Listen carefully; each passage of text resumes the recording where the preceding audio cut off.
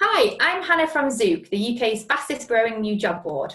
Today I am joined by entrepreneur Bav Majithia, founder and director of Square Solution Consultancy service, supporting all business areas including marketing, sales, management and human resources. Thank you very much for joining me on this interview, Bav. How you doing? You all right? Good, thank you.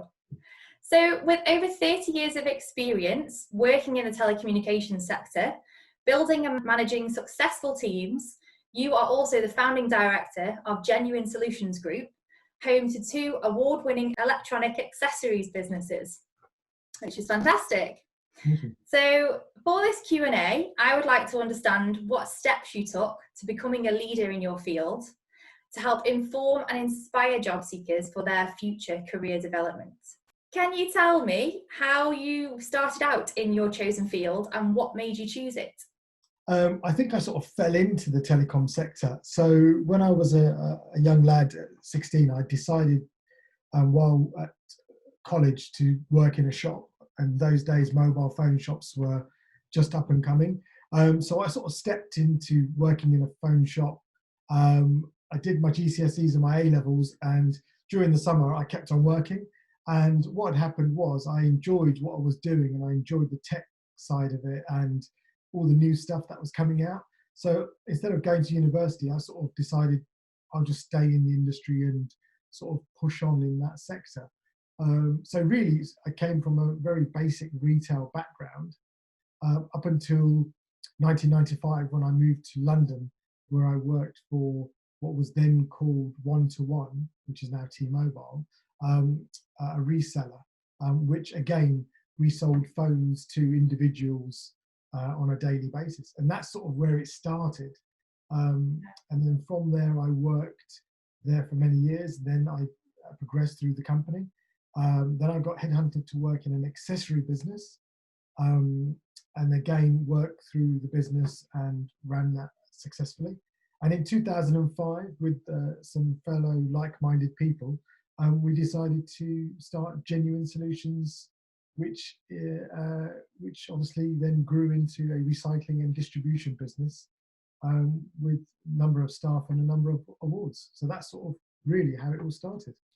Great. And what has your biggest challenge been? I would say my biggest challenge personally is probably managing people and managing people's expectations, and also making sure we as a company have evolved and we continually evolve to suit and react to the market accordingly and not get too sticky and stuck in your ways as a business. Okay. What has your proudest achievement been? I think the proudest achievement I would say was winning the Queen's Award. So we won the Queen's Award for international trade. And we got invited to Buckingham Palace to meet the Queen and to receive the award. So I think that's probably one of the biggest things in my business career. If you could start over, would you do anything differently? I don't think I would, simply because everything we did, if it worked, it was great. If it didn't, we learned. So no, I wouldn't change anything really. Have you experienced any failures? And if so, what have you learned from them? I've definitely experienced failures. Not looking in different sectors, we ventured into different markets, not knowing enough about the market, and jumping in a bit too much too quick. We made some unqualified assumptions, and when you do that, it's a risk. One thing we've learned is just because we're good in one sector and one country doesn't mean we can replicate it in another country. What is the best investment that you have made? So in 2012, we were renting various units on an industrial estate. So we had a 1,200 square foot building. Then we thought we need more space. We got another one. And then we ended up having around 5 different units. So everyone was sort of plotted everywhere. So what we ended up doing is started looking to buy somewhere because we found out rent was just going through the roof. So our best investment was buying the building that we currently house in. Not only was it the best investment, it was good to bring everyone under one roof. Communication got better, processes got better, and the whole business just thrived. What inspires and motivates you to get up every morning? I guess my inspiration is achievement. I like to set out something I want to do and achieve it. It's not financial, it's just having to be able to get a result and to actually do something and have something done. I think that's my biggest motivator. What do you find to be true that most other people would disagree with? When people say they work hard and they say, oh, I really work hard. And I say, well, okay, that's great, but do you actually really work hard? Do you answer those emails and answer those calls when technically you're off the clock? So I always say, if you're going to say you work hard, you actually do have to work hard and be committed. Whereas a lot of people say they are, but they're not. So maybe something along those lines. Okay. What charities do you support and why? My main charity that I support is the Children's Trust. I got to know the Children's Trust a good 10, 11 years ago, where I got involved with them raising money on charity days. I think the work that they do is incredible. So I've always supported them in anything I can do, whether it be in time or doing a charity event with them. And how would you avoid burnout? When you run and own a business, it's very difficult to go on holiday and actually switch off, because you're constantly on your emails, your phone, you're on the go all the time. One thing I did do last year is do a bit of yoga, simply because when you go into a yoga studio, you can't take your Apple Watch, you can't take your phone, you can't take no electronics. You get an hour with you, your thoughts, and that's it. And I think just having that little bit of downtime, it makes a big difference. Optimism or pessimism, which is better for business? Optimism. Always, glass is definitely half full. We can find in life, we can find the negativity in everything. And something, negative people have a problem for every solution, but I think you need to be optimistic. I genuinely do. What is your opinion on the saying, work smarter, not harder? Without a shadow of a doubt. I always look at what I'm good at and what I'm not good at. I implore a team to do those tasks, because you're not always good at everything. And if I'm not good at something, it's going to take me a lot longer to do. So yeah, definitely work smarter, not harder. Definitely, for sure. What would you say makes a good fit for somebody in your industry? You need to be tech savvy. You need to be on the ball. And in our industry, it doesn't sleep. It's an international industry, so you could be dealing with people all over the world. So you really have to be personable, and you really need to be, sometimes you need to take the emotion out of it, because there are some big characters in our industry and you're not going to like everyone you deal with. So you do need to be very personable and also manage your expectations, because it is getting harder in every industry, but in tech, it's a bit of a dog-eat-dog world. So you have to have patience and sort of have the ability to learn slowly. Okay, thank you. What would you look for when you hire somebody? Someone that has done their homework. So if someone comes to me and says, I've come for a role in whatever, I would want them to know everything that we do, and also do their research in the market. Someone who's actually done a bit of groundwork, and not trying to wing it.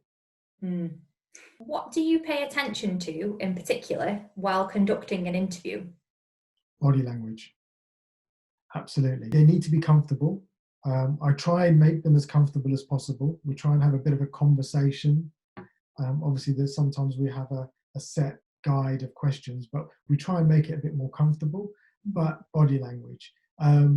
If they're nervous or they're not comfortable, we need to change that in the interview very quickly, because if they've got a problem and they, let's say we employ them and they've got a problem, we can't have that dithery, I've got a problem, I'm not sure.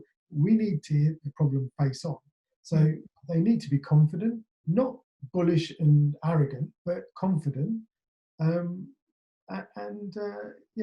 effective. And what top tips would you give somebody who is attending an interview? First top tip, don't be late.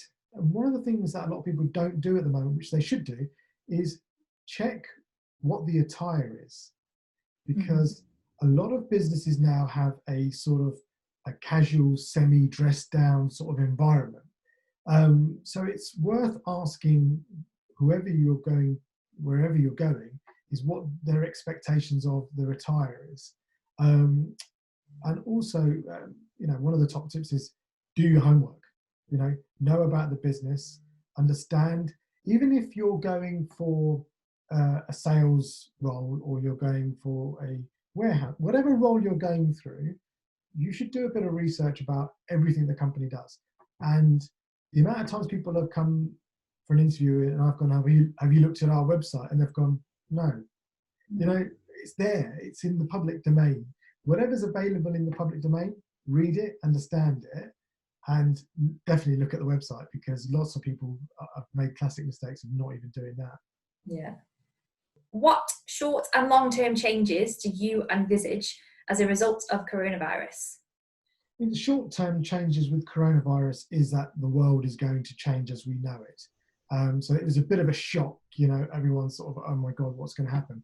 The long-term situation is, if people are working from home effectively now, they're basically making a very valid argument that if they can do it now, they can do it all the time. And there'll be a lot more home working, and it'll be encouraged by employers.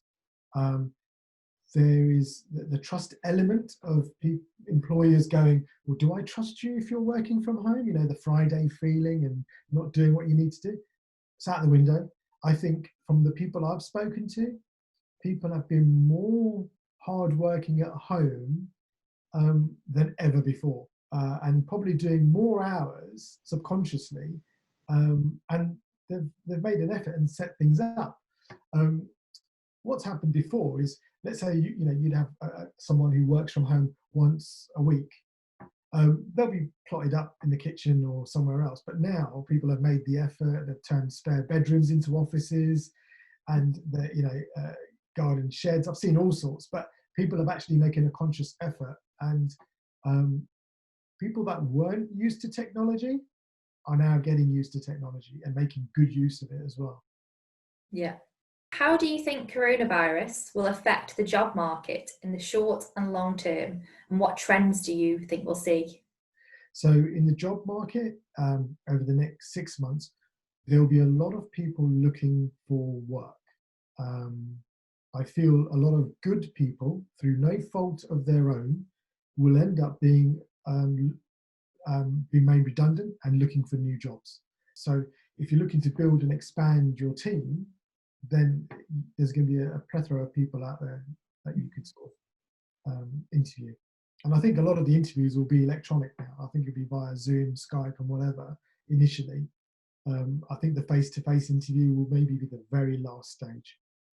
Definitely. How can you keep people motivated long-term when they're remote working?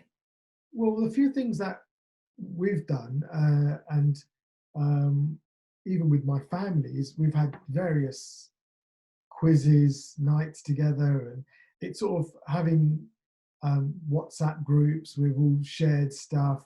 I think it's just continual interaction with the people. How has coronavirus affected hiring and candidate demand in your industry?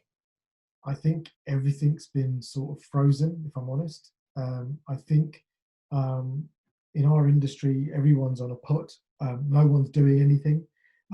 There's going to be businesses that there's going to be mergers and acquisitions all over the place in the next 6 months. So as it stands, there's been no movement so forth.